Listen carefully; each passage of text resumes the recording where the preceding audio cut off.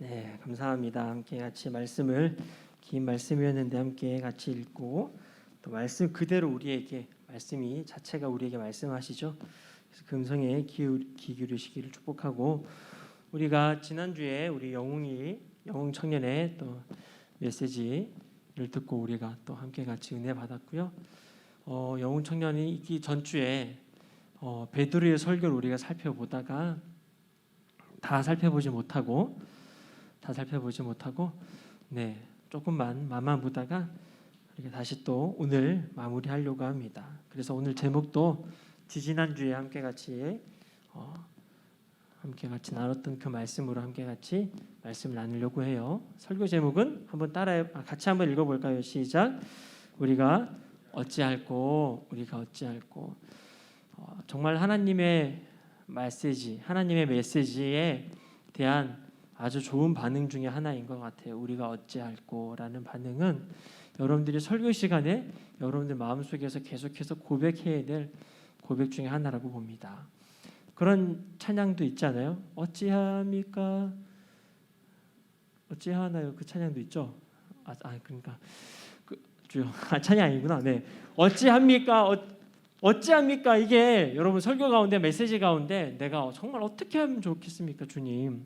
주님 제가 어떻게 하면 좋을까요? 라고 주님 앞에 이제 나오는 그런 자세 중에 하나죠.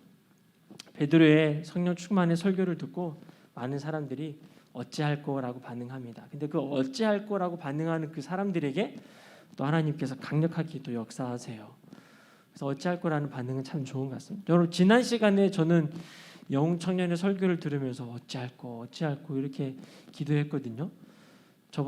지난주에 설교 너무 은혜스러웠거든요.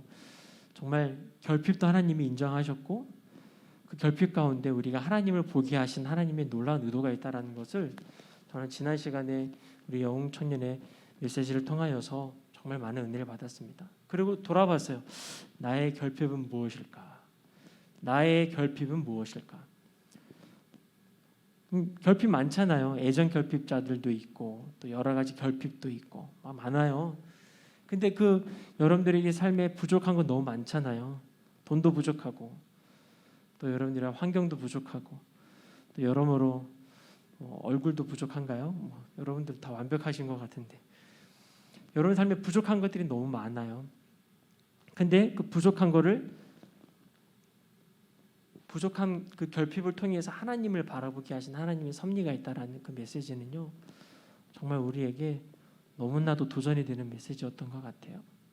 여러분 삶에 결핍이 있으면 나는 결핍 때문에 못난 존재야라고 인정하는 게 아니라 이 결핍을 주신 건 이것도 허락하신 건 하나님이시구나. 하나님을 바라봐야지라고 계속 여러분들의 시선을 부족한 것에 있는 게 아니라 하나님에게 계속 돌리는 거죠. 할렐루야. 결핍이 많은 사람은 어떨까요? 할렐루야. 결핍이 많을수록 하나님 더 많이 바라볼 수 있는 거죠. 그렇죠? 네. 그리고 결핍뿐만 아니라 여러분들이 이미 주신 귀한 사람들이 있다라는 것, 이미 주신 여러분들에게 주신 선물이 있다라는 것, 그거에 미리 감사하면서 지난주에 저는 그랬어요. 우리에게 이미 주신 그 남편과 같은 우리에게 좋은 선물이 뭘까? 이미 우리에게 예수님이라는 선물 주셨거든요. 이미 우리에게 구원이라는 선물도 주셨는데 우리가 이미 받은 이 구원과 영생과 정말 아름다운 이 성령님이라는 선물을 우리가 이미 받았잖아요. 그거 받았으면 더 받을 게 없거든요. 그렇잖아요. 이미 좋은 선물 다 받았는데 뭐 더 받을 게 있어요? 너무 좋은 선물 받았기 때문에 너무 완벽한 선물을 받았기 때문에 더 없어도 되는 거죠. 그래서 그거 우리에게 이미 주신 그 예수님 한 분이면 우리는 더 필요 없는 거죠. 다른 것도. 그거 하나만 만족하면서 살아가는 거예요. 할렐루야. 만약에 우리가 예수님으로 구원받았고 예수님을 선물로 받았는데 여전히 부족한 게 있다면 그 예수님이 완전하지 않다라는 거죠. 예수님을 부인하는 거예요. 그 예수님 한 분이면 만족할 수 있어야 되는데 그거 아니고 자꾸 우리가 다른 것을 원하면 우리가 우리의 신앙을 한번 점검해 봐야 되는 거죠. 목사님이 사모님이 뭐 생일이거나 뭐 일이 있으면 제가 사모님께 물어봐요. 여보 무슨 선물 해줄까? 뭐 갖고 싶은 거 있어요? 라고 물어봐요. 사모님 뭐라고 대답한 줄 알아요? 뭐라고 대답하게요? 웅크려들 준비하시고 당신이면 충분해 이렇게 얘기를 해요. 주여. 박수 친 사람은 결혼할 때가 됐다는 얘기야. 하나님이 결혼에 은혜를 주실 줄로 믿습니다. 네, 이게 준비가 되셨네. 박수 치는 거 보니까 마음이 준비가 되셨네. 할렐루야. 정말 사모님의 근데 그 고백이 장난으로 하는 게 아니라 진짜 그래요. 사모님이 저를 엄청 많이 사랑해주고 많이 좋아해줘요. 그 사모님의 사랑으로 지금까지 살아있죠. 지금까지 살아가고 있죠. 그처럼 그 사랑, 그 한 분만으로 만족할 수 있는 그 우리 가운데 만족감. 여호와는 나의 목자시니 내게 결핍이 없으리로다 이런 거잖아요, 그죠? 여호와 나의 목자시니 내게 부족함이 없다는 거죠. 솔직하게 다윗의 상황은 지금 광야에 쫓기는 상황 가운데 기록했는데 부족한 게 왜 없어요? 너무 많죠. 근데 다윗이 뭐라고 얘기해요? 나는 주님이 나의 목자니까 나는 결핍이 없다는 거예요. 결핍이 있는데 결핍으로 인정 안 한다는 거예요. 그냥 주님 때문에 너무 충분하다고, 너무나 만족한다고 다윗이 고백하는 거죠. 자, 그러면 여러분들에게 다시 묻습니다. 설교를 일주일 동안 여러분들이 말씀을 듣고 어떻게 삶을 살아내셨는지, 여러분 정말 주님만으로 만족하십니까? 여러분 한 주 동안 주님을 바라보셨습니까? 아니면은 나의 부족함을 자꾸 바라보셨습니까? 앞으로 여러분들 삶 가운데 계속 부족함이 나타난다면 이건 하나님이 주님을 보라고 허락하시는 사인이구나 라고 생각하시길 바랍니다. 제가 청년 때에 하나님의 사인 중에 하나가 뭐가 있었냐면, 이제 이런 거는 경험담이죠. 청년의 삶을 살아냈던 저의 이제 경험담인데, 저는 하나님께서 꼭 관계를 문제 있게 하셨어요. 저 같은 경우 청년회 때 그랬어요. 항상 관계에 뭔가 트러블이 생기게 만드셨어요. 근데 관계에 트러블이 생기면 이건 내가 지금 하나님과의 관계가 소홀히 하다라는 하나님의 사인이다 라고 생각하고 바로 기도실로 올라가고 바로 기도하러 갔어요. 근데 진짜 신기한 건 하나님과의 관계에서 내가 많이 놓치고 있는 게 많더라고요. 그걸 깨닫고 회개하고 또 기도의 자리에서 내려오면은 신기해요. 분명히 트러블이 있었거든요. 근데 너무 자연스럽게 그것들이 다 해결되어 있는 걸 보게 돼요. 근데 저에게 주신 하나님의 이제 사인이었던 건데, 여러분들은 어떨지 모르겠어요. 하나님이 여러분들의 각자에게 주신 사인이 있을 건데 그 사인을 여러분들이 순종했으면 좋겠어요. 하나님이 나 자신을 보라는 하나님의 사인인 거죠. 그래서 그 사인 가운데 여러분들이 민감하게 예민하게 반응하신다면 정말 여러분들 주님하고 정말 친밀한 사이가 될 줄로 믿어요. 주님하고 친밀하면은요 진짜 너무 행복해요. 주님하고 친밀하면은요 형식적인 회개, 형식적인 지도, 형식적인 찬양, 그런 그 가면을 쓰고 연기하는 삶을 살지 않아요. 주님하고 친밀해지면 너무 행복해요. 여러분 사랑하는 사람 부부끼리 사는데 가면 쓰고 그냥 형식적으로 그렇게 대화하고 살아간다면 얼마나 비극이겠습니까? 주님하고 친밀해지면은요 그렇게 가식을 가지고 연기할 필요가 없어져요. 너무 좋아서 너무 행복해져요. 여러분들이 그 친밀한 가운데 더 나아가시길 축복합니다. 자, 그래서 우리가 이제 에덴교회 청년들이 지금 우리가 진짜 우선순위로 해야 될 건 성령 충만이라는 걸 우리가 말씀을 통해서 배웠어요. 그렇죠? 사역이 먼저예요? 성령 충만이 먼저예요? 여러분 다시 점검하셔야 돼요. 이거 계속 성경의 순서예요. 하나님께서는 성령을 충만케 하신 다음에 그때부터 사역을 하게 하셨단 말이에요. 초대교회는 교회부터 만들어진 게 아니라 성령 충만을 받고 나서부터 시작되는 거예요. 할렐루야. 그러니까 성령 충만이 모든 것의 시작이에요. 근데 거꾸로 되면 안 된다고 말씀드렸죠. 사역을 먼저 시작을 하고 사역을 해야 되니까 막 성령 충만을 막 강구하고 막 사역을 해야 되니까 주님 도와달라고 막 이렇게 하는 건 순서적으로 잘못된 거예요. 먼저 성령 충만 받아야 우리는 하나님의 사역을 감당할 수 있다는 거죠. 그래서 우선순위가 뭐여야 된다고요? 성령 충만이라는 거죠. 그래서 성령 충만한 가운데 오순절날 놀라운 일이 일어납니다. 사람들 통하여서 많은 사람들 거기에 있는 모여 있는 사람들 통하여서 성령 충만을 받고 이제 방언으로 말하기 시작해요. 그 방언의 모든 주제는 하나님의 나라죠. 각계 언어로 방언을 말하기 시작합니다. 하나님의 나라를 선포하고 이제부터 본격적으로 사역이 시작됩니다. 하나님 나라 복음이 막 제자들 통하여서 이제 막 선포되고 전파되기 시작하는 거예요. 자, 그러다가 많은 사람들이 거기 모여 있는 사람들을 향하여서 저것들 술에 취했다라고 하는데 우리가 지난 시간에 배웠죠. 몇 시예요? 지금 이 사람들이 성령 충만 받은 게 우리 시간으로 몇 시예요? 아침 9시란 얘기예요. 그러니까 적어도 성령 충만 받아가지고 막 이런 일은 새벽부터 일어났다란 얘기예요. 할렐루야. 새벽부터 일어났대요. 할렐루야. 네, 기적은 새벽에 일어나나 봐요. 어쨌든 새벽에 일어났어요. 막 사람들이 모여가지고, 그러니까 새벽부터 누가 술 마셔요, 그죠? 근데 술 마시는 게 아니라고 베드로가 이제 일어나가지고 이제 또 성령 충만함으로 설교를 합니다. 베드로가 설교를 하고 나서 몇 명이나 구원받게 된다고요? 무려 3,000명이나 되는 사람들이 그 자리에서 주님께로 돌아온다는 놀라운 역사가 베드로의 설교를 통해서 일어났어요. 그만큼 성령 충만함으로 이제 본격적으로 사역을 시작하니까 성령 충만함으로 설교를 하니까 그죠? 수많은 영혼들이 주님께 돌아오더라는 거죠. 그래서 성령 충만함으로 설교하는 것이 중요하고 설교뿐만 아니라 성령 충만함으로 다른 사람들과 함께 같이 그런 소그룹 가운데 같이 대화하고 조언해 주는 것도 중요합니다. 성령 충만하지 않고 자기 생각으로 막 후배들한테 얘기해. 막 이래야 된다 저래야 된다. 아무런 도움이 안 돼요. 성령 충만함으로 그 영혼이 메말라 있을 때에 성령 충만함으로 여러분들 입을 열어서 하나님의 마음을 대언해야지. 여러분들이 막 가지고 있는 온갖 지식을 가지고 막 후배들한테 쏟아낸다고 해서 그 사람이 위로받을 수는 없어요. 잠깐은 도움 되겠죠. 근데 구원받을 수는 없어요. 그래서 여러분들이 성령 충만함을 유지하는 것 되게 중요합니다. 할렐루야. 성령 충만한 가운데 말하십시오.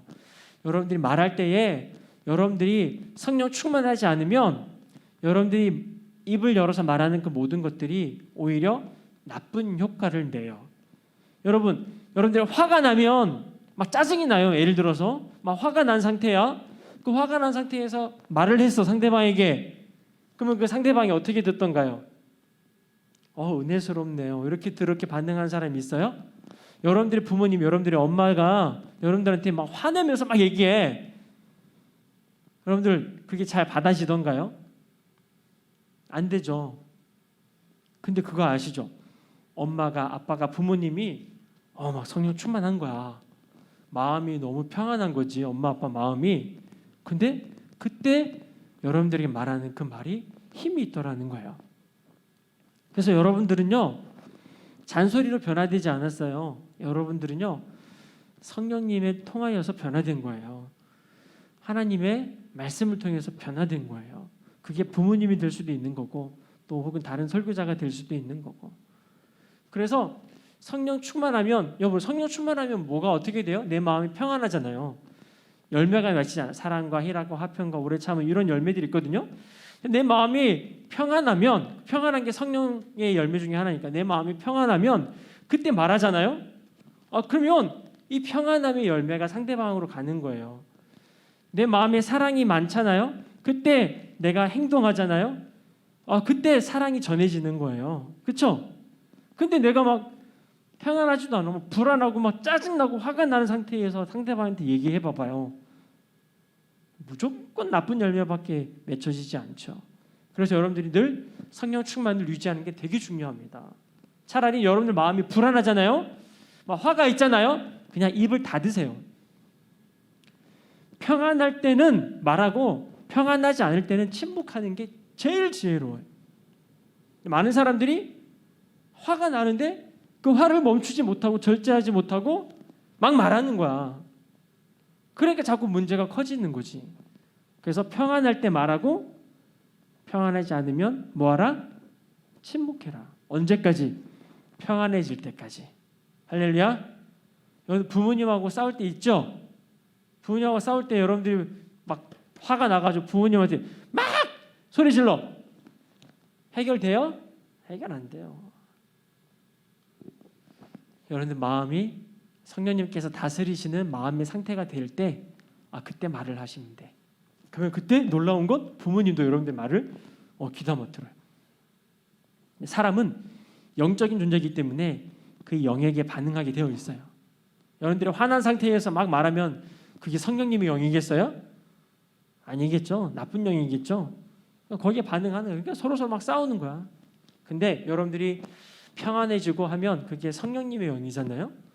그럴 때 여러분들 말을 하잖아요. 그 말의 힘이 말의 권세가 있는 거예요. 그래서 여러분들이 성령 충만함을 유지하고 성령 충만한 삶을 살아가는 게 엄청 중요하다. 할렐루야. 직장에서도 그죠? 성령 충만하지 않으면 무조건 싸우고 삐지고 토라지고 상처받고 이래요. 그죠? 근데 성령 충만하면 그 모든 것들을 다 받아낼 수 있어요. 그런 것들을 다 소화해낼 수가 있어져요. 그렇죠? 여러분들이 막 지금 짜증이 막 자주 올라오고 막 화가 자주 올라오고 막 신경이 날카롭다. 지금 여러분들이 성령님이 필요한 거예요. 성령님께 다스림을 받는 게 필요한 상태가 되었다라는 사인이라는 거죠. 그때 순종하면, 그때 기도의 자리로 순종하면 주님이 정말 빠른 시간 내에 다시 평안함을 주시고 안정감을 주세요. 할렐루야. 그리고 나서 여러분들 평안해진 상태에서 이제 다시 말하고 다시 일을 시작하면 그때부터 주님께서 열매를 맺기 시작하는 거죠. 그래서 이게 원리가 엄청 중요합니다. 이거 놓치시면은요, 청년들끼리 맨날 상처받아, 맨날 싸우고 말 한마디 툭툭 던진 말에 맨날 상처받고 맨날 눈물 흘리고 주님 말씀을 갖다가 맨날 되새겨야 되는데 상대방이 나한테 말했던 너 이렇게 못생겼니라는 그 말에 계속 신경 쓰여가지고 거울 볼 때마다 걔가 나한테 말했던 못생겼니 그 말에 계속 묵상하고 막 계속 주야로 묵상하고 나 못생겼니 계속 외우고 다니고 계속 아니 주님 말씀도 외우고 시간이 부족한데 너 못생겼다라는 그 말 한마디가 계속 머릿속에 남고 마음에 새겨가지고 아주 그냥 지워지지도 않을 만큼 마음에 새기고 살고 그러지 말란 말이에요. 말씀을 새겨야지 왜 자꾸 상처되는 말을 새기냐는 거지. 그래서 여러분들이 성령 충만한 게 그렇게 중요하다는 겁니다. 할렐루야. 그래서 성령 충만함에 이 설교를 통하여서 베드로가 설교를 합니다. 그래서 제가 저번에 그랬잖아요. 저는 무능한 설교자라고. 앞에 있는 김종근 목사는 정말 무능한 설교자라고. 성령 충만함으로 설교를 해야 되는데 늘 성령 충만함으로 나도 늘 부족한 거야. 그러니까 여러분들이 메시지 가운데 설교 시간 가운데 지루하고 재미없고 은혜도 되지도 않고 주여 지난 시간에 영웅이 설교 너무 내받았는데 엄청 할렐루야죠. 할렐루야. 저는 우리 영웅이가 정말 귀한 하나님의 메신저가 될 거라고 믿어요. 네. 저도 그랬으면 좋겠네요. 주여. 어쨌든 설교를 하고 메시지를 베드로가 설교를 선포했는데 그 메시지 가운데 많은 사람들이 회개하고 3,000명이나 돌아왔다는 거죠. 그래서 지금 그 베드로의 설교가 도대체 뭐냐는 거예요. 네? 김종국 목사가 설교하는 설교 말고 베드로 형님께서 베드로 사도께서 설교했던 그 설교 내용이 도대체 무엇이길래 사람들을 하여금 그렇게 회개를 끌어내고 구원받게 했는가. 그 설교의 내용을 우리가 살펴보고 우리도 베드로의 설교의 은혜를 받고 우리도 회개하고 성령으로 선물을 받고 우리도 하나님의 제자로서 주님의 제자로서 삶을 살아가보자는 거예요. 할렐루야. 사도행전에 그래서 2장에 나와 있는 이 말씀 너무 중요한 베드로의 설교는요 너무 귀하다는 거죠. 그래서 지난 시간에 베드로의 설교를 쫙 살펴봤어요. 베드로의 설교를 살펴보다가 우리가 다 살펴보지 못했지만 한번 15절 말씀부터 14절부터 제가 한번 읽어드리면 이래요. 한번 띄워주세요. 베드로 열한 사도와 함께서 소리 높여 이르되 유대인들과 예루살렘 모든 사람들아 이 일을 너희로 알게 할 것인 내 말에 귀를 기울이라. 베드로가 얘기하죠. 함께 같이 서가지고 그렇죠. 11명 12명에서 딱 서가지고 멋있게 말해요. 자 15절 우리 설교 때 우리 다 같이 서서 할까요? 여기 열한 사도와 함께 서가지고 소리 높여 이뤄가지고 같이 설교를 했거든요. 여러분들 한번 일어나서 한번 같이 저랑 같이 한번 이거 한번 해볼까요? 설교를 같이 메시지를. 그래서 어떤 교회들은 하나님의 말씀을 들을 때에 다 같이 서서 말씀을 듣는 그런 성경 봉독 시간에는 무조건 다 같이 일어나가지고 성경 봉독하는 데도 있더라고요. 자, 그래서 때가 제 3시라고 했는데 여기서 우리가 지금의 시간은 몇 시라고요? 9시라고 그랬죠. 자, 16절에 이는 곧 선지자 요엘을 통하여 말씀하신 것이라고 그랬어요. 지금 이렇게 성령 충만한 사건은 그냥 갑자기 뿅 하고 나타난 게 아니라 구약에서부터 하나님이 예언하셨던 사건이 지금 성취되는 사건이다 라고 해요. 17절에 하나님 말씀하셨어요. 말세에 내 영을 모든 육체에 부어준다. 너희 자녀들을 예언하고 젊은이들은 환상 보고 늙은이들은 꿈을 꾼다 라고 해요. 어떤 사람들이 오해해요. 주님, 목사님 저는 꿈을 꿨어요. 저는 늙은인가요? 여러분 그렇게 이해하고 오해하시면 안 되고 말씀을 나 꿈꿨다고 난 늙은이고 나는 환상을 못 봤으니까 나는 젊은이가 아니다. 이렇게 하지 마시고 모든 육체에게 부어준다는 거예요. 하나님의 성령은요. 환상도 있고 꿈도 있고 그 다음에 예언, 대언도 여기서 예언이라기보다는 대언이 더 중요하다 그랬잖아요. 이 모든 것들은 성령께서 다 하시는 역할이에요. 내 안에 성령께서는 꿈만 하시던데요? 아니에요. 내 안에 성령님은 다 하시는데 그 중에서 여러분들에게 그 타이밍에 뭐 꿈을 보여주시거나 뭐 환상을 보게 하시거나 그런 거겠죠. 네. 그래서 하나님께서 말세의 이 모든 것들을 모든 육체에게 부어준다라는 거예요. 말세, 마지막 때. 그러니까 이 마지막 때 우리는 마지막 때를 살아가는 사람들이에요. 무조건 정체성, 시간의 정체성이 우리는 말세다라는 것이 성경적인 관점이에요. 오케이? 이해됐어요? 주님 오실 날이 아직 멀지 않았는데요. 말세 아닌 거 아니에요? 아니라 성경은 주님이 초림하셨잖아요. 주님 오셨잖아요. 주님 오시고 승천하셨잖아요. 그때부터 무조건 마지막 때예요. 다시 주님 오시는 그날까지는 전부 다 마지막 때라고 얘기를 해요. 그래서 베드로는요 어떻게 설명하냐면 나중에 베드로 전후서에 지금이 마지막 때다. 적그리스도가 지금부터 있다라고 얘기를 해요. 그러니까 우리는 지금 마지막 때 중에서도 더 마지막 때를 살아가고 있는 거죠. 이건 2000년 전에 일어난 사건이니까 우리는 마지막 때 중에서도 더 마지막 때를 살아가고 있는 거죠. 완전히 끝자락에 있는 거죠. 믿으세요? 이해됐어요? 마지막 때라는 큰 스펙트럼 안에 마지막 때라는 그 시간 큰 스펙트럼 안에 이거는 오늘 성경은 마지막 때의 첫 시작이라면 말세의 첫 시작이라면 지금 우리는 말세를 살아가는 마지막 부분에 서 있다라는 거죠. 오케이? 이해되세요? 그러면 마지막 때에 서 있다는 얘기는 이제 우리에게 남은 건 뭐밖에 없어요? 나오잖아요. 마지막 남은 건 뭐밖에 없어요? 19절에 또 내가 위로 하늘에서는 기사를 아래로 땅에서는 징조를 베풀리니 곧 피와 불과 연기로다. 20절에 주의 크고 영화로운 날이 이르기 전에 해가 변하여 어두워지고 달이 변하여 피가 되리라. 자, 우리는 마지막 때에서도 마지막 때를 살아가고 있는 사람들이라 이제 곧 이런 일들을 우리가 눈으로 보게 될 수도 있다라는 거죠. 여러분, 해가 변하여서 어두워지고 달이 변하여 피가 되는 거 보고 싶으세요? 보고 싶어요? 아니면 이거 보기 전에 죽고 싶어요?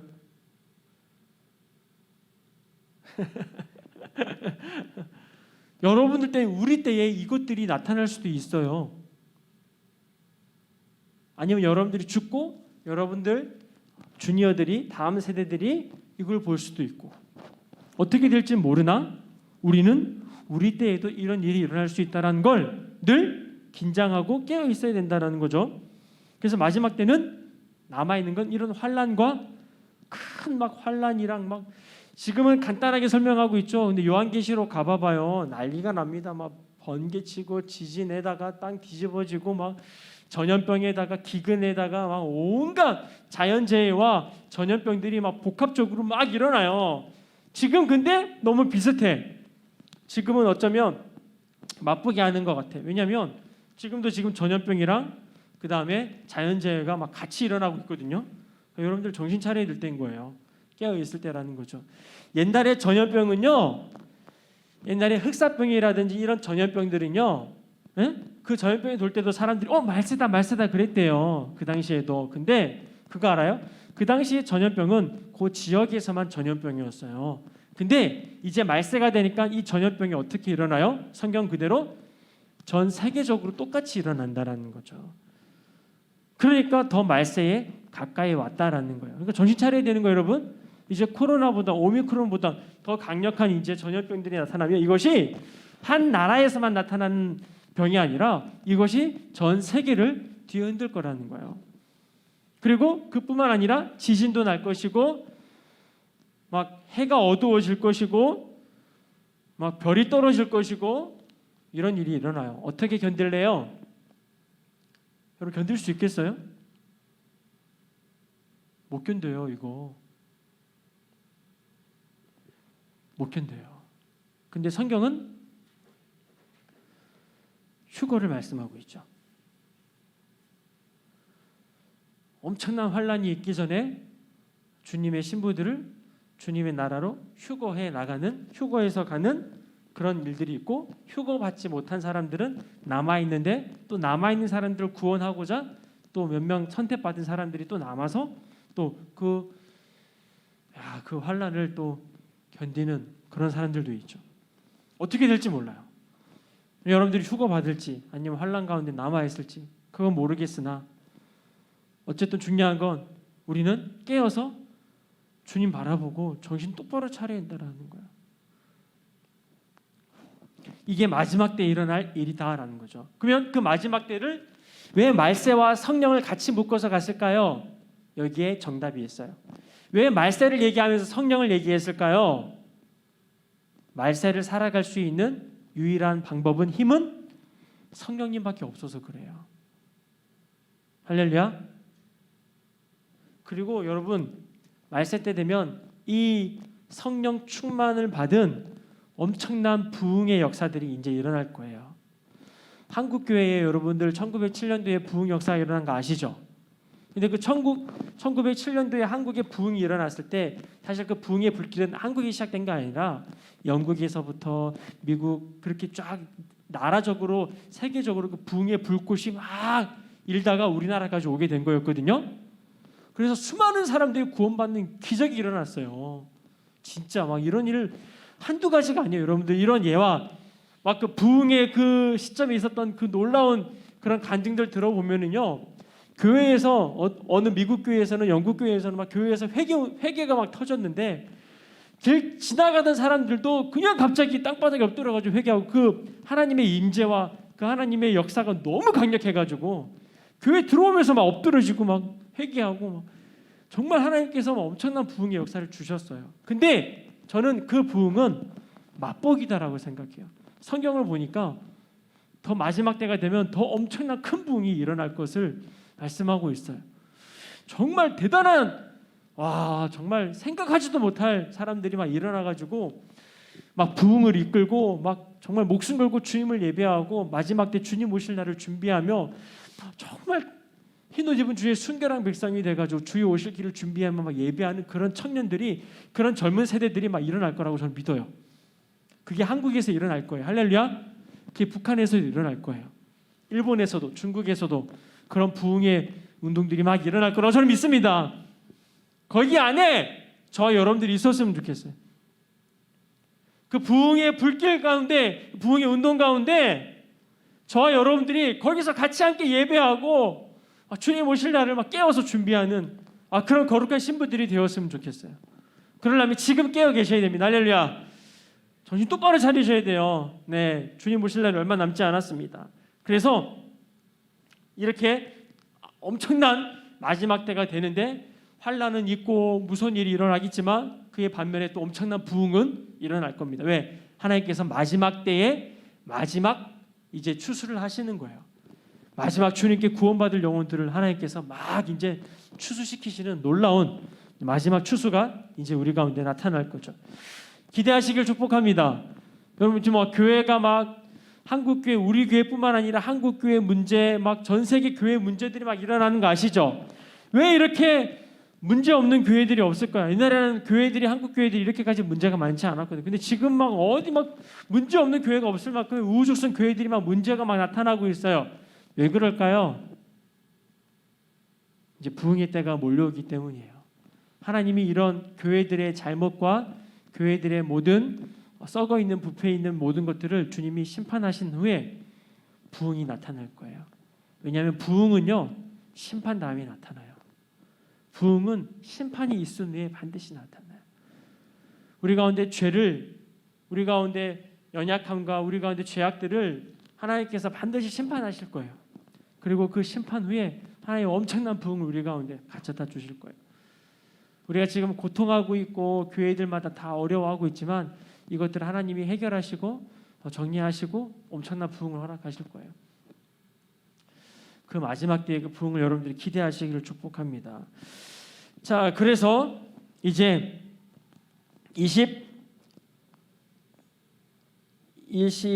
22절부터는요 이제 예수님에 대해서 말씀하시는데, 이제 주제가 중요하죠. 예수님에 대해서 말씀하시는데 제가 읽어볼게요.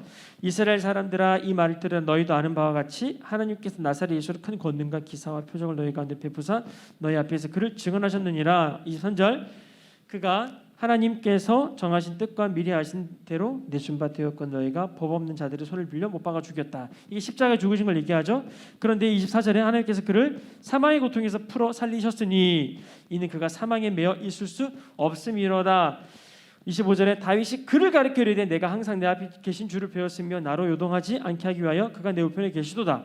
26절, 그러므로 내 마음이 기뻐하였고 내 혀도 즐거워했으며 육체도 희망에 거하리니. 27절, 이는 내 영혼을 음부에, 지옥이죠, 음부에 버리지 아니하시며 주의 거룩한 자로 썩음을 당하지 않게 하실 것이미로다. 예수님은 지옥에 갈 수 없다는 얘기예요. 28절, 주께서 생명의 길을 내게 보이셨으니 주 앞에서 내게 기쁨이 충만하게 하시려다 했으므로. 29절, 형제들아 내가 조상 다윗에 대하여 담대히 말할 수 있노니 다윗이 죽어 장사되어 그 묘가 오늘까지 우리 중에. 다윗은 죽었지만 30절, 그 다윗은 선지자였고 하나님이 이미 맹세하사 그 자손 중에서 한 사람을 그 위에 앉게 하리라 하심을 알고. 31절, 미리 본고로 그리스도의 부활을 말하되, 부활이에요. 부활을 말하되 그가 음부에 버림이 되지 않고 그의 육신이 썩음을 당하지 아니하시리라 하더니 이 예수를 하나님이 살리신지라 우리가 다 이 일의 증인이로다. 33절, 하나님이 오른손으로 예수를 높이심에 그가 약속하신 성령을 아버지께 받아서. 자, 33절부터는 또 다른 이야기가 시작된 32절까지 우리가 다 일의 증인이로다라고 했어요. 자, 방금 22절부터 32절까지 10절이나 되는 그 긴 이야기가 무슨 얘기예요? 한마디로 부활, 예수님의 부활인 거예요. 할렐루야. 예수님의 부활을 다윗을 통하여서 쫙 설명을 한 거예요. 그래서 하나님이 이 예수를 그냥 죽음에 썩도록 놔두지 아니하시고 그 하나님의 이 예수를 다시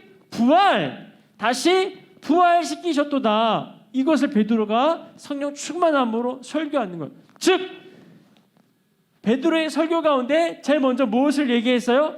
성령을 얘기했어요. 그리고 말세 마지막 때에서 얘기했어요. 그리고 뭘 얘기해요? 부활을 얘기하고 있어요. 부활. 예수님 부활하셨다라는 거예요. 예수님이 부활하셨듯이 우리도 그 부활하신 예수님이 우리 가운데 계신다라는 것을 베드로가 이야기하고 있는 거죠. 여러분, 예수님 부활하신 걸 믿으십니까?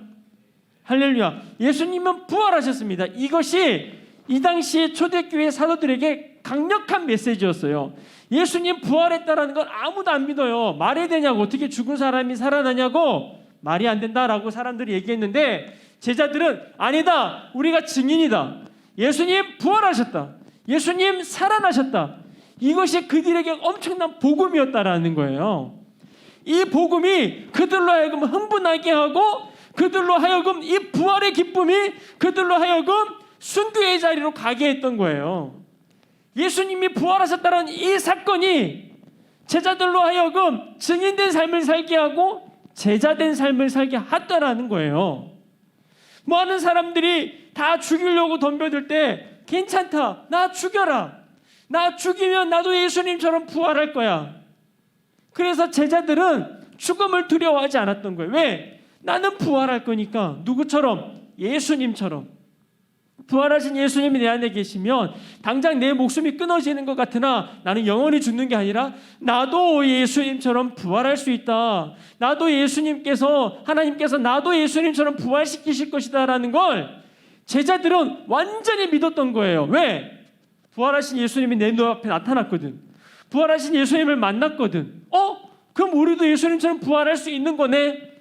오히려 부활을 더 기대했어요. 그래서 나의 목을 잘라도 주님의 부활을 증거했고, 나를 십자가에 거꾸로 못 박아도 예수님이 부활하셨다라는 이 복음을 전했다라는 거예요. 예수님이 부활하셨습니다. 이 메시지가 초대교회 사람들에게는 너무나도 강력했다라는 거예요. 여러분들 어떠세요? 예수님이 부활한 걸 믿으십니까? 예수님이 부활하셨다는 그 사실이 여러분들에게 정말 기쁨이 되나요? 예수님이 부활하셨다라는 그 놀라운 복음이 여러분들을 흥분하게 하나요? 오늘도 여러분들이 예수님 부활했다라는 그 사실로 오늘을 살아낼 수 있게 힘을 주나요? 예수님이 부활하신 것보다 돈을 더 많이 받는 게 더 힘이 생기고, 다른 사람들에게 칭찬받는 것이 더 큰 힘이 생긴, 그런 게 아니라 그 어떤 것보다 예수님 부활하셨다라는 이 사건과 이 사실이, 이 진리가 나로 하여금 힘이 나게 하냐라는 거예요. 힘나세요? 예수님 부활하셨습니다! 말하는데 힘나요? 아니면 그게 나랑 무슨 상관이에요? 아직 안 믿깁니다. 이런 건가요? 자, 그래서 이 제자들은요, 이 일의 증인이 된 거예요. 예수님이 부활하셨다라는 그 진리가, 그 사실이 너무나도 감격스러워서 이 일을, 죽음을 무릅쓰고 증거하는 증인의 삶을 살아가요. 그걸 바로 제자라고 해요. 제자. 그러니까 여러분들 예수님의 제자라면 예수님의 부활하심을 증거하며 살아가는 사람들이에요. 자, 그런데 베드로의 설교에는 성령도 있었고 말세도 있었고, 자, 부활도 있었어요. 근데 33절부터는 또 뭘 얘기하고 있죠? 볼까요?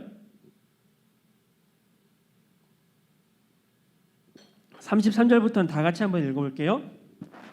하나님이 오른손으로 예수를 높이시매 그가 약속한 성령을 아버지께 받아서 너희가 보고 듣는 이것을 부어주셨느니라. 다윗은 하늘에 올라가지 못하였으나 친히 말하여 이르되 주께서 내 주에게 말씀하시기를 내가 내 원수로 내 발등상이 되게 하시는 너는 내 옆에 앉아있으라 하셨도다 했으니 그런즉 이스라엘 온 집은 확실히 할지니 너희가 십자가에 못 박은 이 예수를 하나님이 주와 그리스도가 되게 하셨느니라 하니라. 아멘. 또 뭘 얘기해? 33절에 하나님이 예수를 높이셨어요. 하나님이 예수를 높이셨다는 얘기는 부활하셨다는 얘기죠. 그리고 그가 약속하신 성령을 누구에게 받아서? 아버지께 받아서 이것을 부어주셨다라는 거예요. 자, 예수님이 무슨 역할을 하셨다고요? 하나님에게 성령님을 받아서 우리들에게 주었다라는 얘기죠. 오늘 베드로가 성령 충만 받은 건 예수님이 하나님에게 성령님을 받아서 지금 120명의 제자들에게 줬다는 얘기예요. 그리고 예수님은 앞으로도 계속 예수님을 믿는 사람들에게 뭘 주신다? 하나님께 성령님을 받아서 여러분들에게 주실 거예요. 할렐루야. 여러분들 성령 누가 주셨어요? 제가 안 줬어요, 여러분. 성령. 여러분들 성령 제가 안 줬어요. 여러분 성령 누가 주셨어요? 예수님께서 하나님께 받아서 여러분들에게 주신 거예요. 할렐루야. 여기 성경적으로 그렇게 말을 하고 있어요. 즉 하나님이 주셨고 예수님이 주셨고, 그죠? 네. 성령은 그렇게 여러분들 가운데 들어가시는 거예요. 그래서 그 성령님이 들어가면 요한복음에서는 거듭난다라고 하죠. 그 성령님이 있어야 거듭나요.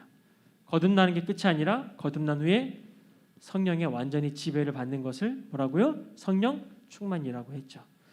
그래서 오늘 이 기적과 같은 일들이 일어났습니다. 그래서 성령은요, 예수님께서 하나님께 받아서 우리에게 주는 거잖아요.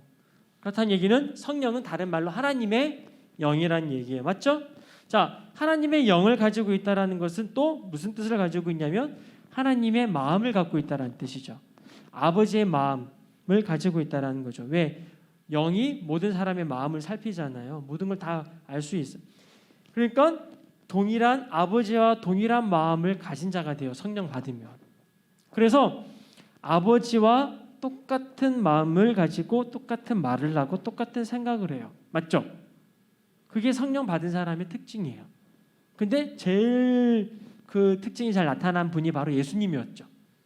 예수님은 아버지랑 너무 똑같았죠. 맞아요? 왜 똑같아요? 예수님이 직접 이렇게 얘기해요. 얘들아, 나를 본 자가 아버지를 보는 거야 라고 얘기했어요. 이게 교만의 말이 아니라 엄청 겸손한 말이에요.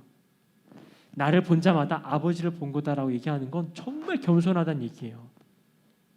예수님은 자기 자신을 완전히 다 없애버리는 거예요. 자기를 통해서 하나님을 본다는 얘기는 자기가 하나도 안 드러나겠다라는 거예요.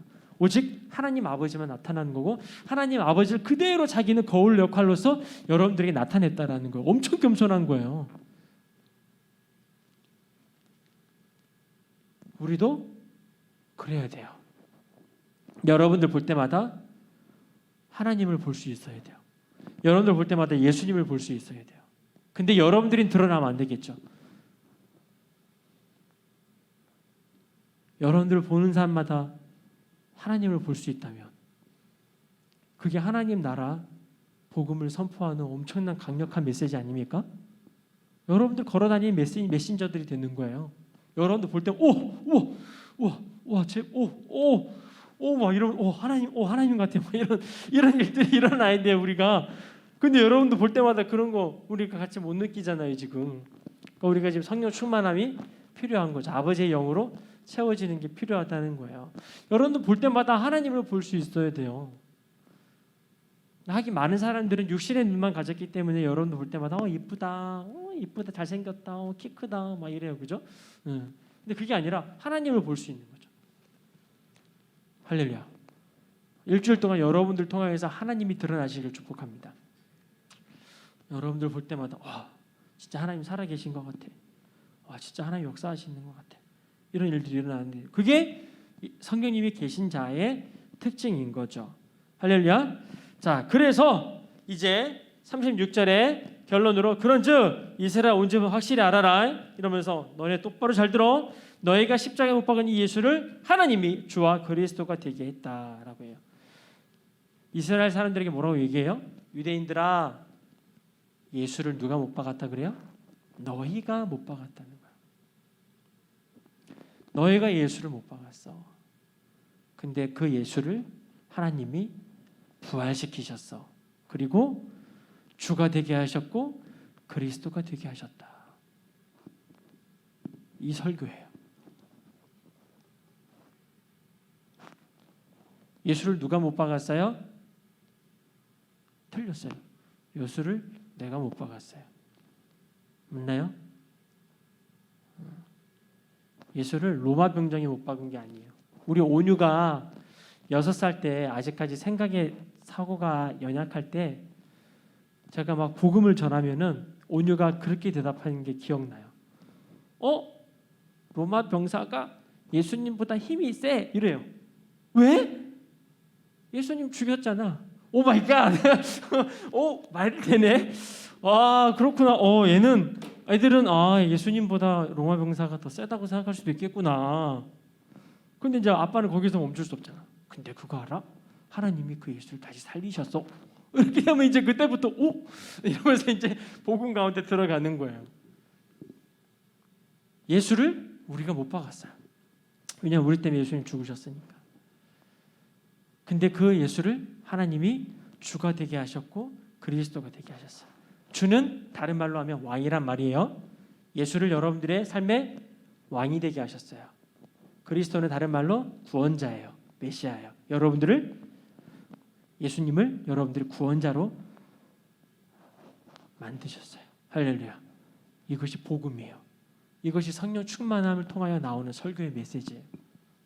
예수는 주이시고 예수는 그리스도이시다. 예수님은 주이시고 그리스도이시다. 주는 그리스도이시고 살아계신 하나님의 아들이다. 이 복음의 메시지가 여러분 마음 가운데 충만해야 되죠. 우리 가운데 충만해야 돼요. 예수는 주, 예수는 그리스도. 할렐루야. 우리가 매일마다 외쳐야 될 복음이에요. 예수는 주, 예수는 그리스도. 예수는 그리스도, 예수는 주, 하나님의 영으로 경배드리리. 예수는 그리스도, 예수는 주, 하나님의 영으로, 성령으로 경배드리리. 여기에 있는 말씀을 통하여 만들어진 가사죠. 예수는 주이시고 예수는 그리스도예요. 찬양은 그걸 찬양하는 거예요. 설교는 그걸 전하는 거예요. 예수가 왕이고 예수가 구원자다. 이게 우리의 삶의 핵심이 되어야 돼요. 그러면 내가 먼저 그렇게 살아가는 거야. 예수님이 주님만이 왕이십니다가 우리 삶의 고백이 되어야 되는 거야. 예수님이 나의 구원자이십니다라는 고백을 해야 되는 거야. 목사님 옛날에 전도사 때 막 사역을 하다 보면 아이들을 막 복음을 전하다 보면 아이들한테 막 물어봐요. 초신자 아이들한테 막 물어봐요. 너희들에게 예수님은 어떤 존재니? 라고 막 물어봐요. 애들이 막 얘기해요. 친구예요. 우리에게 나에게 힘을 주시는 분이에요. 나의 위로자예요. 나의 치료자예요. 막 많은 것을 이쁘게 다 고백해요. 근데 제가 딱 한마디 핵심적으로 얘기해요. 예수님이 치료자이시고 예수님 위로자이시고 친구이시고 그런 거 다 맞다. 근데 중요한 건 예수는 구원자시다. 너희들 삶에 이것이 먼저가 되지 않으면 미안하지만 다 필요 없다. 예수님이 너를 치료했지만 너 구원 못 받으면 너는 지옥 가는 거야. 여러분 구원받지 못하고 치료받을 수도 있어요. 예수님을 통해서 위로도 받을 수는 있어요. 근데 지옥 갈 수도 있어요. 맞나요? 제 말이 혹시 틀렸나요? 아니죠. 여러분 구원받아야 돼요. 예수님은 우리에게 치료자이시기도 위로자이시기도 한데 그거는요 자연스럽게 따라오는 거지. 예수는 그리스도라니까. 예수만이 그리스도라고요. 예수만이 구원자입니다. 예수가 왕이요 예수만이 주인이다라는 그 고백이 우리의 삶에 충만해야 될 줄로 믿어요. 예수가 왕이 되고 예수가 구원자가 되면 그 구원자이신 예수님이 여러분들 치료하시고 위로하시고 때로는 친구가 되어주시고 때로는 다 붙들어 주시고 예수가 주입니다. 예수는 주, 예수는 그리스도. 이것이 우리가 목숨 걸고 믿어야 될 아주 중요한 내용인 거죠. 자, 이렇게 베드로의 설교가 끝납니다. 자, 여러분 어떠세요? 베드로의 설교 어때요? 은혜되죠? 자, 그럼 이런 베드로의 설교를 듣고 여러분들이 어떻게 반응해야 돼요? 이제 다 같이 설교 제목 한번 읽어볼까요? 시작. 우리가 어찌할꼬 이제 반주 좀 해주세요. 감사합니다. 이게 설교를 듣고 우리의 반응이에요. 그 당시 사람들이 설교를 듣고 이제 왜 이런 반응이 일어났냐면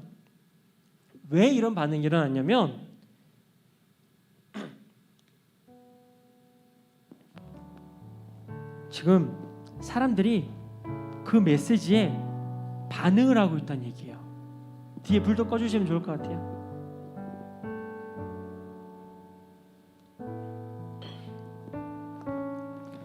하나님의 진리의 말씀이 선포되니까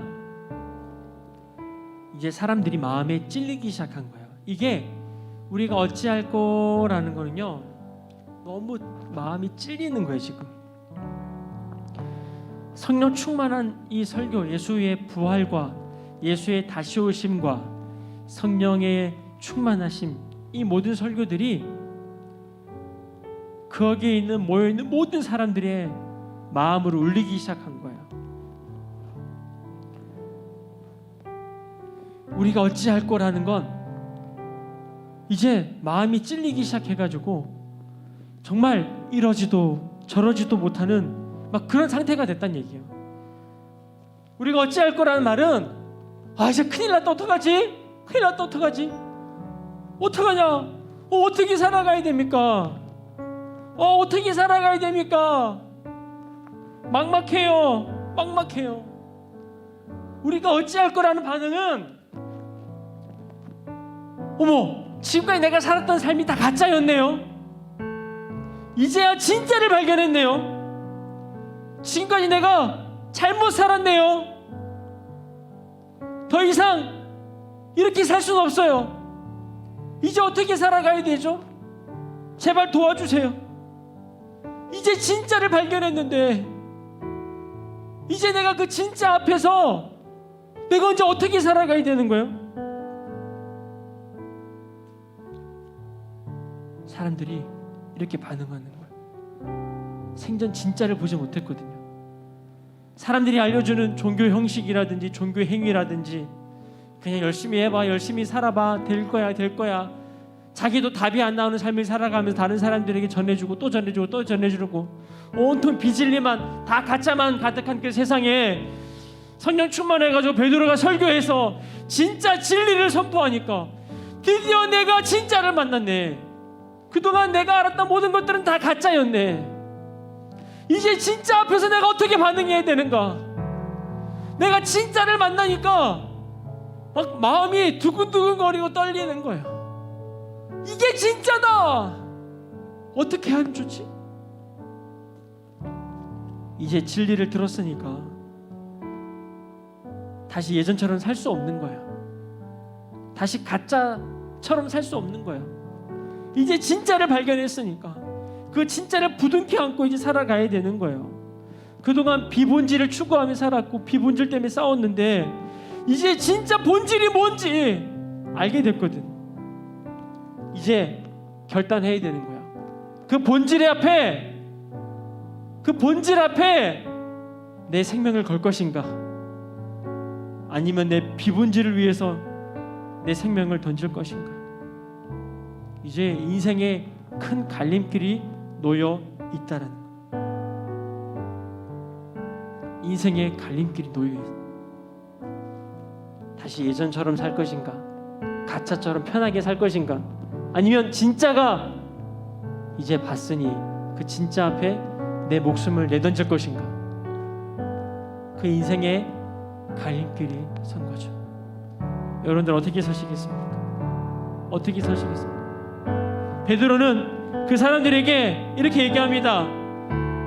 착하게 살아라, 바르게 살아라, 어려운 사람 도와주라, 정직하게 살아라, 나쁜 짓 하지 말아라. 이런 식으로 윤리적이고 도덕적인 답을 주지 않았어요. 진짜 앞에서 어떻게 반응해야 될지 막 막막해가지고 막 두려워하고 있는 그들에게 착하게 살면 돼, 예배 열심히 드리면 돼, 기도 열심히 하면 돼, 헌금 열심히 하면 돼, 이런 식으로 얘기하지 않았다고요. 뭐라고 얘기한 줄 알아요? 회개하라! 회개하고 예수님의 이름에 세례를 받고 죄사함을 받아라. 그러면 성령을 받을 것이다. 뭐라고요? 회개하라는 거예요. 너가 지금 이렇게 반응하는 건 이제 더 이상 가짜의 삶을 발견했다는 거예요. 이제 더 이상 가짜로 살지 말라는 거예요. 그동안 가짜로 살았던 모든 것들을 회개하고 이제 진짜의 목숨을 걸라는 거예요. 더 이상 가짜 가지고 아둥바둥 살지 말고 이제 진짜 앞에서 목숨 걸라는 거예요.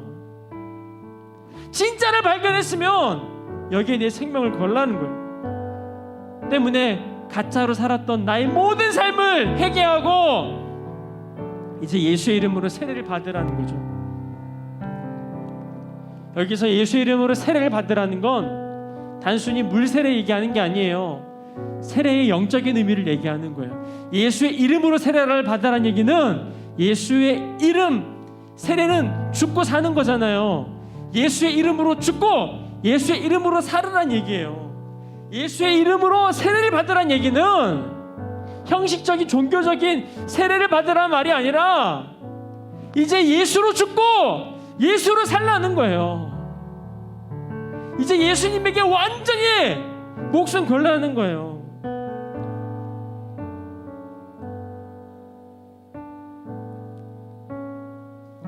나는 죽고 이제 예수로 살겠다라고 결단하라는 얘기예요. 이제 나는 아무것도 아닙니다. 이제 나의 삶은 예수님의 것입니다. 왜냐하면 예수가 나의 왕이고 예수가 나의 그리스도이시기 때문입니다. 나는 죽고 이제 예수로 살겠습니다. 이 기도 가운데 이제 회개하라는 거예요. 그리고 나서 그렇게 기도하면 주 하나님께서 성령의 역사, 성령의 충만함으로 또 부어주셔가지고 여러분들을 주님의 도구로 사용하실 줄로 믿습니다. 우리 함께 같이 기도할 때에 하나님, 이 시간에 회개합니다. 그동안 가짜로 살았던 우리들의 삶을 회개합니다. 아버지, 주님이 아닌 다른 것들에 우리의 마음을 다 뺏기고 살았던 우리의 삶을 회개합니다. 하나님, 세상 가운데 내가 좋아하는 것들에 온통 유튜브와 영상과 온통 다른 시간들에게 모든 것을 다 빼앗겨서 주님 말씀과 주님께 집중하기보다는 세상의 향락에 빠져서 시간 다 쏟고 시간 다 낭비하고 그렇게 우리의 삶을 가치 없이 무가치하게 살았던 그런 우리의 가짜인 삶들을 다 회개합니다. 주님, 이제 진짜가 내 눈앞에 있으니 예수가 진짜 이오니 그 예수님에게 내 목숨 겁니다. 주님, 그동안 나의 삶을 회개하고 다시 예수로 살게 하여 주옵소서. 나는 죽고 예수로 살게 하여 주옵소서. 주님, 이 시간 가운데 함께 하여 주옵소서. 주님, 회개의 영을 부어 주옵소서. 하나님, 나는 죽고 예수로 살기를 원합니다. 우리 그런 마음으로 주여 한번 외치고 동성으로 기도합시다. 주여,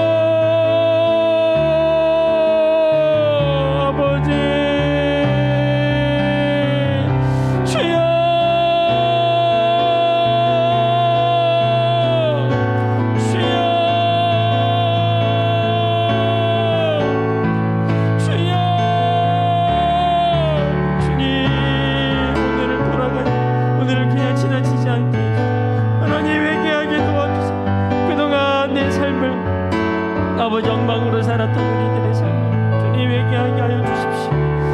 하나님, 나의 시간을 다른 것에 다 온통 쏟고 하나님, 주님 아닌 거에 세상적인 일에 우리의 모든 것들을 다 쏟으며 가짜를 바라보며 가짜 가운데 살았던 우리들을 용서하여 주십시오.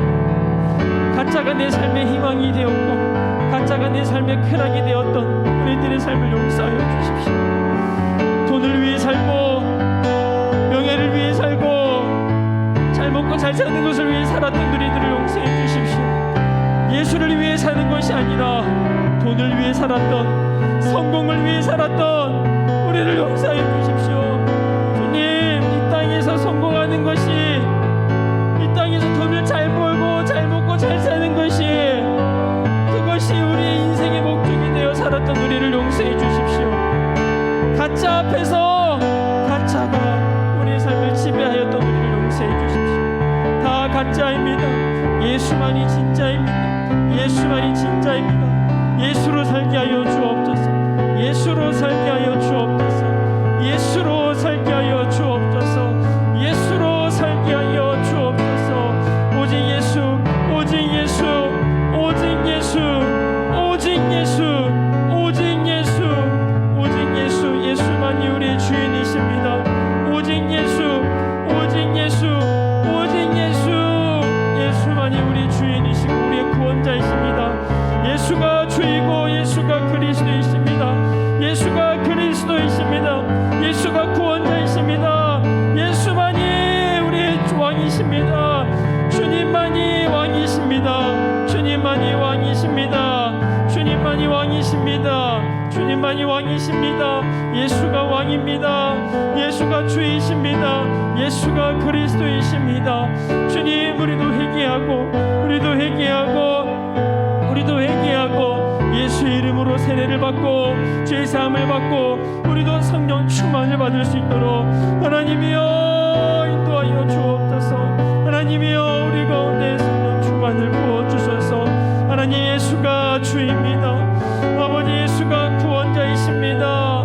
하나님, 더 이상 종교적으로 연기하며 살지 않게 하시고 하나님, 주님과 친밀하게 살아갈 수 있도록 인도하여 주옵소서. 주님을 사랑하고 주님을 바라볼 수 있도록 인도하여 주옵소서.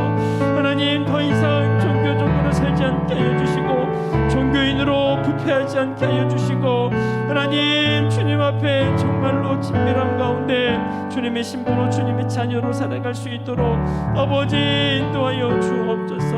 하나님 우리 가운데 회개의 영을 부어주시고 그동안 잘못 살았던 우리들을 용서하여 주옵소서. 주님 우리가 어찌하면 좋겠습니까? 우리가 어찌할꼬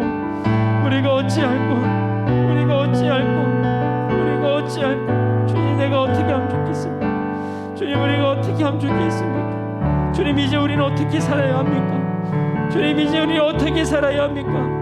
주님 우리 어떻게 살아야 합니까? 주님 우리 어떻게 살아야 합니까?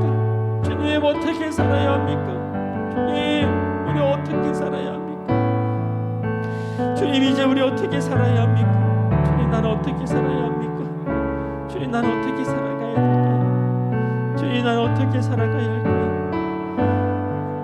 계속 기도하십시오. 나는 어떻게 살아가야 합니까? 라고 주님께 물으십시오. 여러분의 삶을 주님께 물으세요.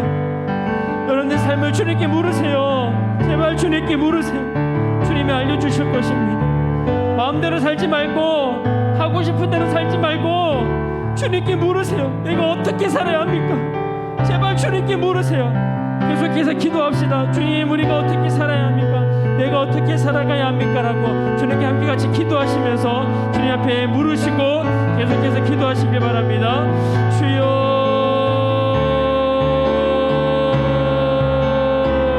주님 내가 어떻게 살아가야 합니까? 우리 에덴교회 어떻게 해야 됩니까? 우리 에덴교회 어떻게 해야 됩니까? 우리 가족 어떻게 해야 됩니까? 주님 우리 청년들 어떻게 해야 합니까? 주님 우리 청년부 어떻게 해야 합니까? 우리 에덴교회 지금 성전 건축이 중단되어 있습니다. 이제 어떻게 해야 합니까? 주님 어떻게 해야 됩니까? 주님 어떻게 하면 좋습니까? 주님 어떤 것이 주님의 뜻입니까? 하나님 알려주십시오. 하나님 알려주십시오. 하나님 주가 그리스도시고 주가 왕이십니다. 그것이 가장 중요한 것입니다. 하나님 주가 그리스도가 되는 것, 하나님 주가 우리의 구원자가 되는 것, 그거보다 중요한 것 없습니다. 주님 그거보다 중요한 것 없습니다. 아버지 주가 우리의 구원자가 되는 것이 가장 중요합니다. 건축보다 중요한 건 주가 우리의 구원자가 되는 것입니다. 건축보다 중요한 건 우리가 성령 충만 받는 것입니다. 주님 우리들에게 성령 충만을 먼저 주세요. 주님 우리들에게 성령 충만을 먼저 주세요. 이것이 먼저 더 중요합니다. 주님 문제 해결이 아니라 성령 충만을 주세요. 문제 해결이 아니라 성령 충만을 주세요. 주님 문제 해결이 아니라 예수님을 주세요. 지금은 우리가 예수가 필요할 때입니다. 주님 문제 해결보다 예수가 필요합니다. 정말 예수가 필요할 때입니다. 우리 청년들이 기도하며 예수님이 필요하다고, 우리 에덴교회에 예수님이 필요하다고, 우리 에덴교회에 성령이 필요하다고 기도할 수 있는 청년들 되게 해주십시오. 아버지 우리 청년들이 깨어서 교회를 위해 기도하고 우리 에덴교회 성령 충만하도록 기도하는 청년들 되게 해주십시오.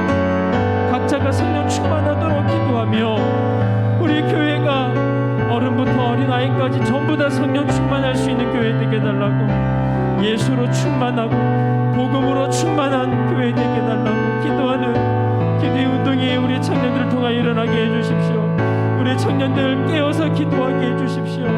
하나님 성령 충만 받아야 합니다. 성령 충만 받아야 합니다. 주님 우리 청년들 아버지 다시 기도가 회복해야 됩니다. 주님 기도가 없으면 성령 받을 수 없습니다. 주님 기도가 없으면 성령 받을 수가 없습니다. 성령 충만을 받을 수가 없습니다. 주님 기도하지 않으면 죽습니다. 주님 우리 청년들 기도의 열정을 부어주세요. 우리 청년들 이제 기도해야 합니다. 정말 깨워서 기도해야 합니다. 주님 제발 기도하게 해주십시오. 기도할 수 있는 청년들 되게 해주십시오. 제발 우리 청년들 기도하게 도와주세요. 주님 도와주세요. 우리 한 가지만 더 기도합시다.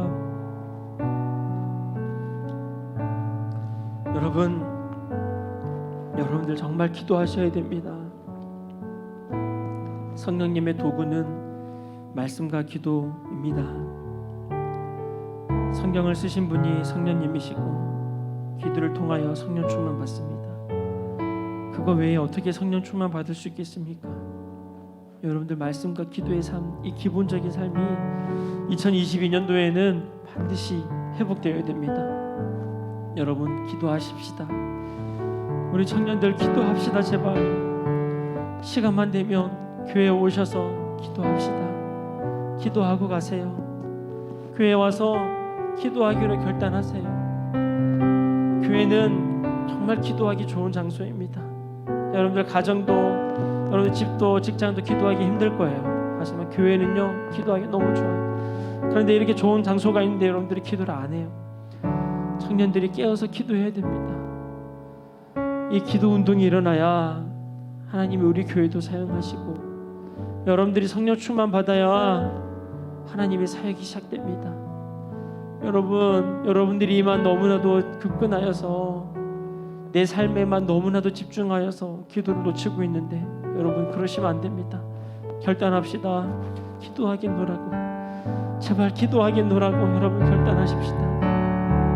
교회에 오시면 기도할 수 있습니다. 수요일도 기도할 수 있고 금요일도 기도할 수 있어요. 여러분 여러 가지 핑계로 제발 기도의 자리를 소홀히 하지 마십시오. 할 수만 있다면 수요일 나와서 기도 좀 하세요. 금요일 나와서 기도 좀 하세요. 그리고 화요일부터 금요일까지는 오전 10시 반마다 기도가 있고 오후 4시마다 기도가 있어요. 여러분 제발 어떻게든 기도의 자리로 오셔서 제발 같이 기도 좀 했으면 좋겠어요. 우리 너무 기도 안 해요. 기도 안 하면 성령 충만 받을 수가 없습니다. 여러분 소리내어서 기도하는, 모여서 기도하는 기도가 정말 중요합니다. 교회를 위해서도 좀 기도해 주시고, 지금 성전 건축이 멈춰 있는데 하나님의 뜻이 무엇인지 여러분들이 발견하도록 우리에게 말씀하시는 주님의 음성을 제발 좀 들어보세요. 그러면 흔들리지 않아요. 주님의 음성을 들으면 흔들리지 않아요. 문제를 보지 않는다니까요. 주님만 바라보게 되어 있습니다. 여러분 마지막으로 한 번만 더 기도할 때 주님 제발 기도하겠습니다. 저에게 기도할 수 있는 용기를 달라고, 기도하겠다고 결단할 수 있는 주님하고 함께 같이 기도의 삶을 살겠노라고 한 번 더 주여 외치고 동성으로 기도합니다. 주여,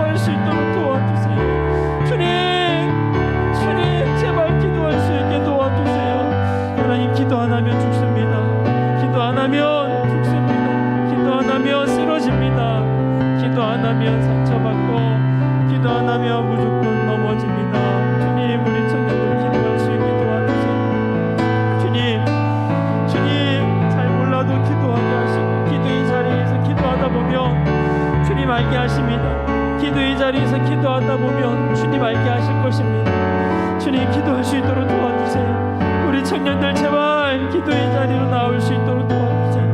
하나님 기도해야 합니다. 우리 청년들 기도해야 합니다.